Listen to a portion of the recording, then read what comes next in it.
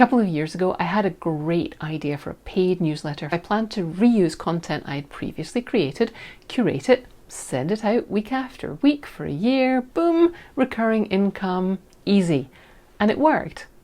But after I started, I realized each week's email needed a little introduction to get people in the right frame of mind for the next lesson to follow. And that was fine for the first 6 weeks. But then I started to run out of inspiration. And I started to dread writing these things. It felt like they took me all week because I'd put off writing them until the day before.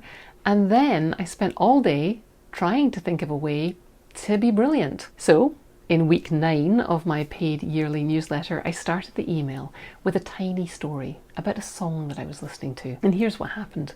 People read it. I got replies. And better than all of that, I didn't rack my brains thinking of yet another way to say, here's your content. After that, I found myself walking through my days, alert for snippets of stories that I could tie, however loosely, to this week's content.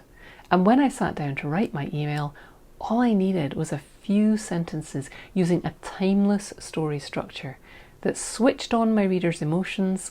I wrote a linking line, and then they were primed to absorb the great information I was sending them.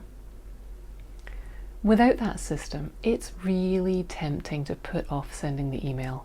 And then you end up like that friend who only contacts people when they need something. What you could be is that friend who reaches out with helpful information even when your audience isn't expecting it, so that you are automatically the person they think of when they need what you have to offer.